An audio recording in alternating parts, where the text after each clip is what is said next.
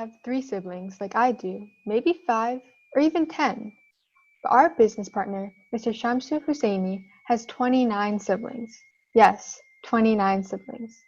Sadly, both of his parents have passed, and he takes care of 10 siblings with his earnings he makes from his carpentry business, latest furniture.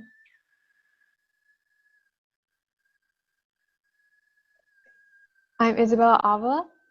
I'm Grace Rademacher. I'm Samiha Bala. I'm Mark Sposing. And I'm Jaden Young. And we are the team working on the infrastructure and finances of Mr. Husseini's carpentry business.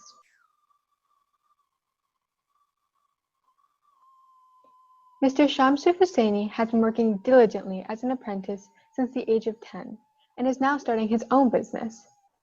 Mr. Husseini works to support his family and community.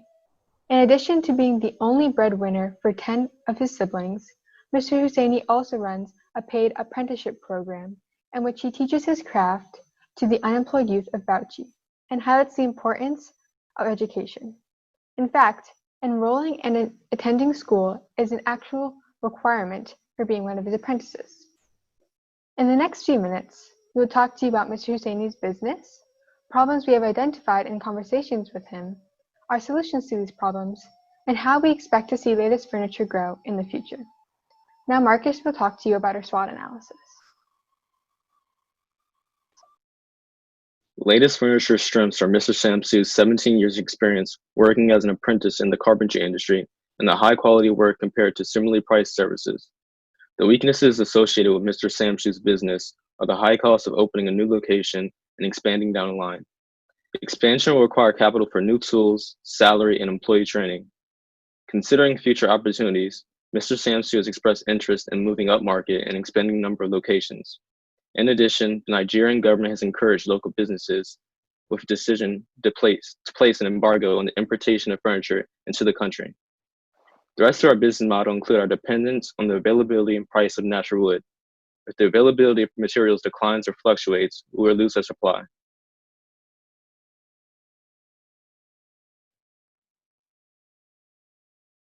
Latest furniture targets several customer segments with different levels of service. It currently offers new furniture, refurbishment, and repairs for cost-conscious, low-income customers. At the same time, with the productivity increase and fast turnaround times that will accompany electrical tooling, Mr. Shamsu is interested in moving upmarket while at the same time continuing to service current customers. Through conversations with Mr. Husseini, we have identified 3 main problems: a slow rate of production, lack of monetary organization, and an inability to expand. In order to combat these 3 problems, we came up with 3 solutions. We seek to provide Mr. Husseini with electric tools, encourage him to use a more effective means of tracking finances in the form of a business ledger, and help him to open a bank account and set aside savings for future expansion.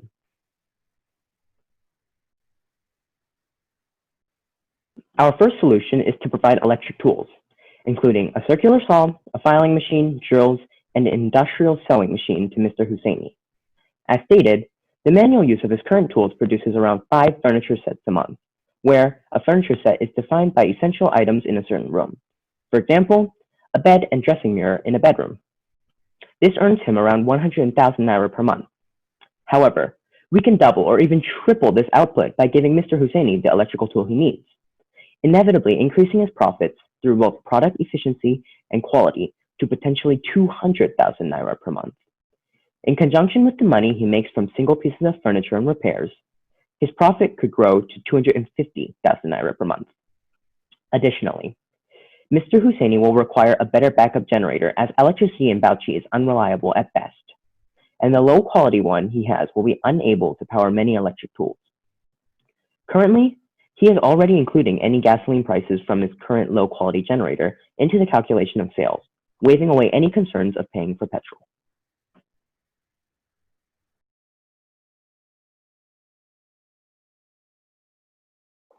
Our second solution is geared towards organizing Mr. Husseini's financial records. As of right now, Mr. Husseini relies on non-tangible calculations to estimate and bargain his prices. And he has expressed a desire to have more systemized records. Although his current calculation method has worked for him, it does not allow for him to record his expenses. To help Mr. Husseini, we are going to encourage him to use our personally created business ledger, as can be seen on this slide. With the help of the Nigeria team, Mr. Husseini will be able to ensure that finances are managed and that profits are effectively maximized. As you can see on this ledger, we have it laid out very simply. So you just write in the date requested, the date an order is finished, the customer, the service provided, its price, the down payment, the final payment, expenses, apprentice's commission, his profit, savings, and his net profit.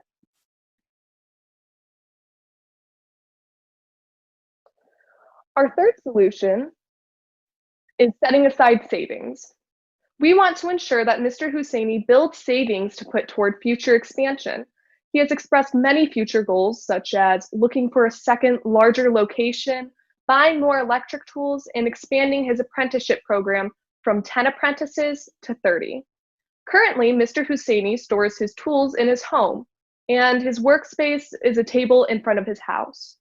By encouraging Mr. Husseini to open a bank account, he can build and store the savings needed in the future to buy a workshop where he has the space to store more electric tools and have more apprentices work.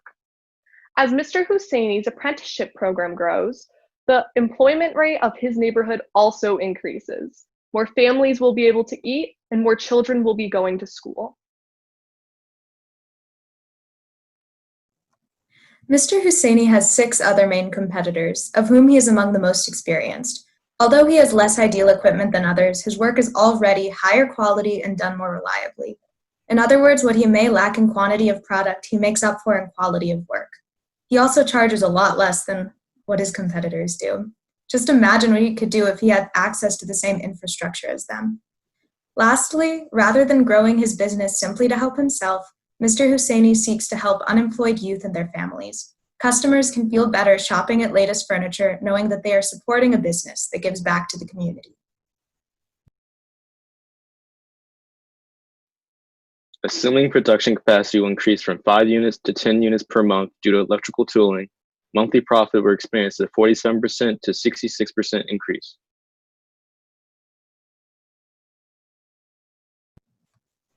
We, along with Team Musk, are asking for $1,700, $200 of which will go towards Latest Furniture's marketing plan. Of our $1,500, a small percentage will go towards the printing costs of Mr. Husseini's new business ledger, 30% will be put into a bank account for Mr. Husseini to use in the future, and the rest will be put towards getting him the tools he needs to increase the productivity of his company.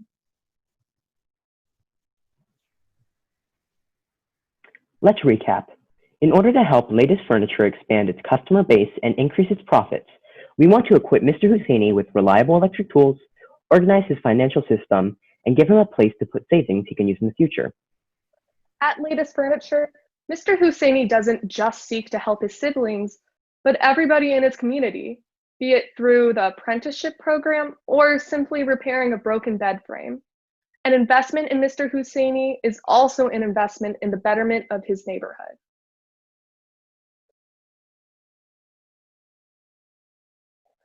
On behalf of this team, I would like to thank you for your time. It means a lot to us, and it means the world to Mr. Shamsu Husseini. Fantastic presentation. I'm going to bring on the judges and your executive.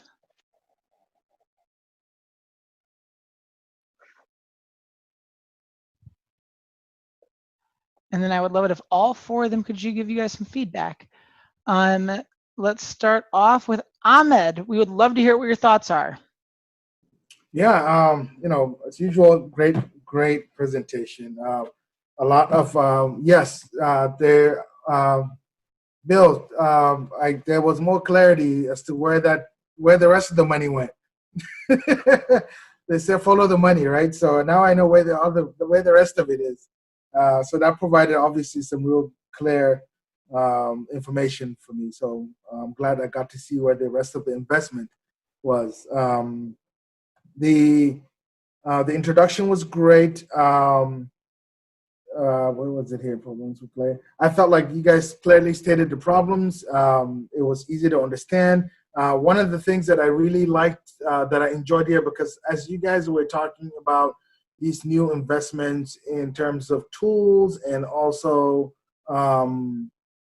generators and other things, as you were saying that, the one thing that popped into my mind, Jaden, was gas. Well, if you're going to do that, I mean, if you're going to buy a bigger generator, then that means you're going to have to buy more gas. How do you manage that return on investment, and where do you make sure that savings is still there? So it sounds like you guys actually took that into consideration. So that really gave me a sense of you guys really spend time thinking about some of the pros and cons about the solutions that you were trying to apply to these problems. So I thought that was just a small taste of it, but it gave me the impression that you guys understood what you were doing and you had a clear idea of, you're not just throwing out random solutions that way.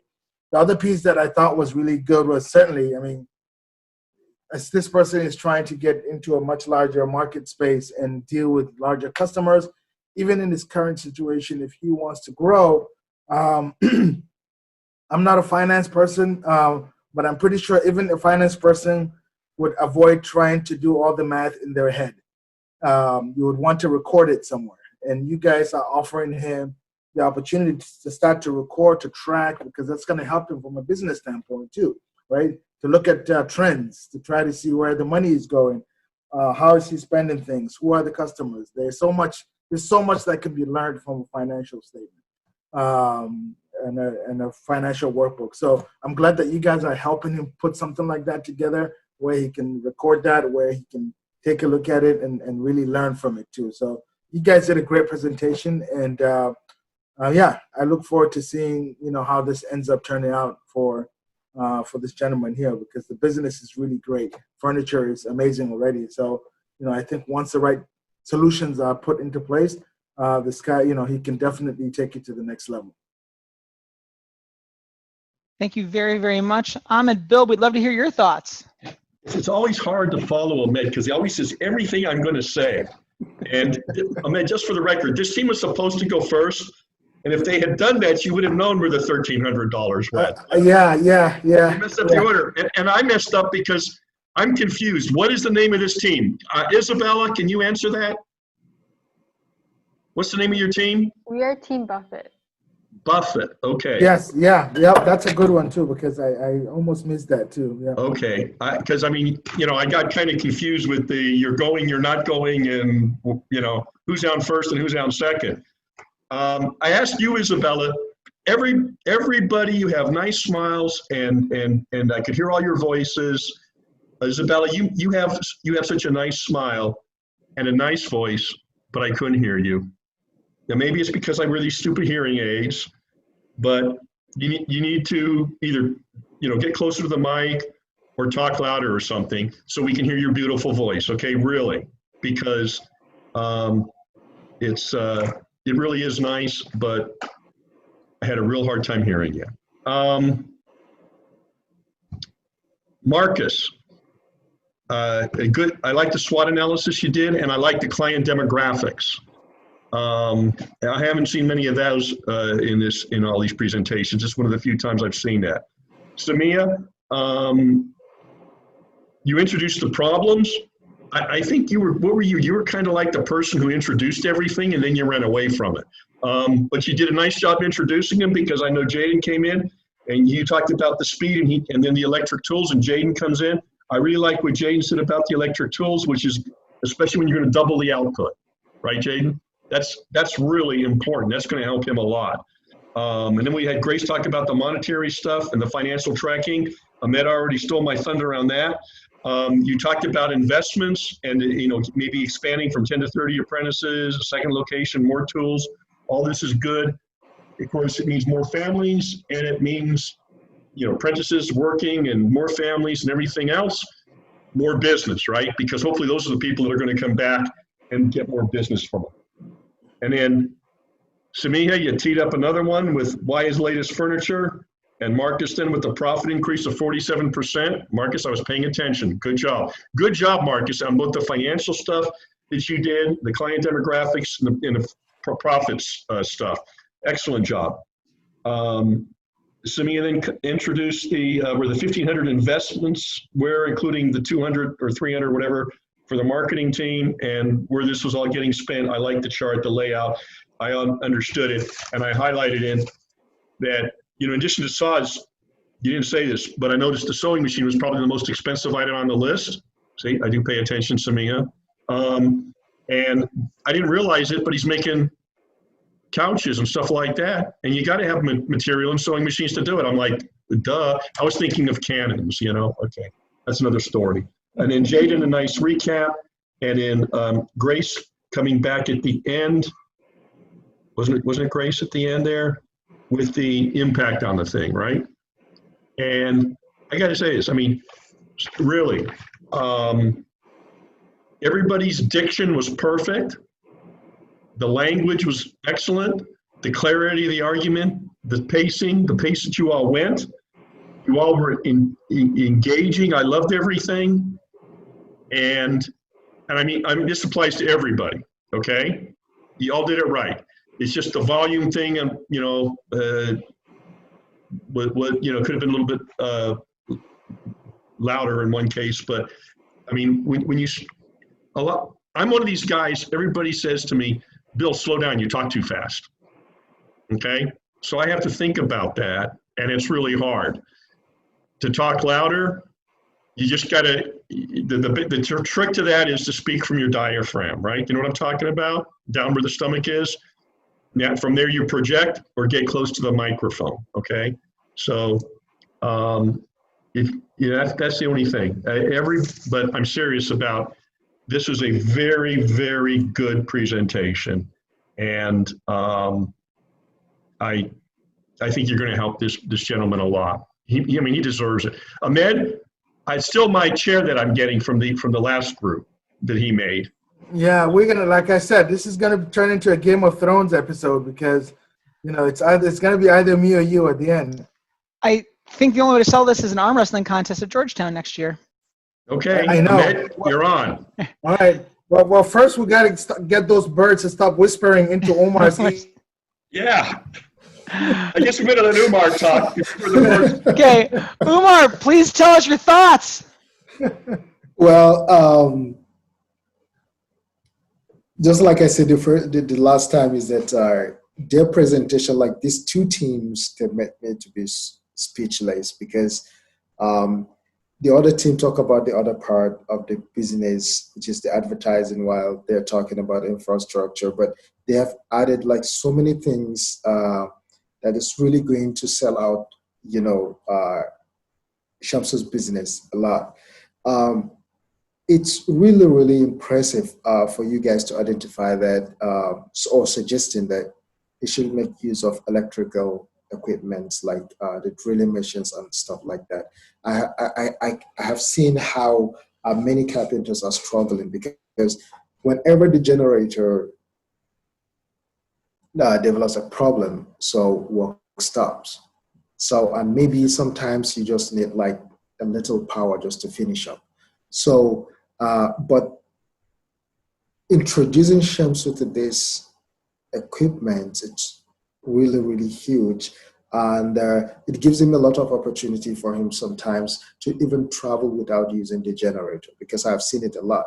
Like, I want you to fix my door. So you have to think about, I need a generator, or I have to take my generator. So cost of transportation and so many things you guys have saved Shamsu. And think about it, the electrical equipment still, whenever he turns on the generator, he's using it for whatever, he's still charging those equipment. So it's going to save him like more gas in terms of, doing his furniture work. There is one important thing that you guys mentioned that no one ever mentioned it. That's opening a bank account for Shamsu. It's very, very important because this is more or less like whenever he makes any transaction, he can get it from his bank statement. And that's really, really important. And sometimes it's even safe for him to actually have his money transferred into his account. And keeping the money away from him actually you are putting a control in terms of his spending. So I know how that is so important for someone to have a bank account, and especially when he's running a business. So this is really, really an incredible thought that you guys put into your presentation or your ideas to help Shamsu. And I know he will be very, very happy to start making use of the bank account. And you guys have talked about so many things that makes like the entire business complete.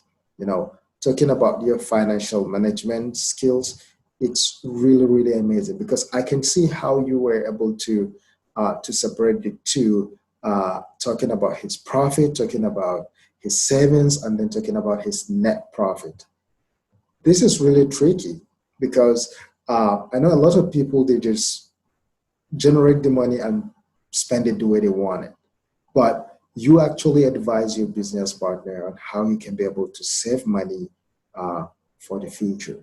And that will give him the opportunity to expand the business. Because if you're here today for him, you can't be here for him like every day. So, but what you guys put him through is more or less like, hey, we help you, but you need to help yourself in the future. And this is the legacy we are going to leave with you. If you follow it, you're really going to succeed in your business. So, and as a country director of leadership initiatives, I am going to follow this to make sure that it works, to make sure that we take it as an example to apply it to the other businesses. So you see how your solution is really going to affect others. So it's really, really incredible.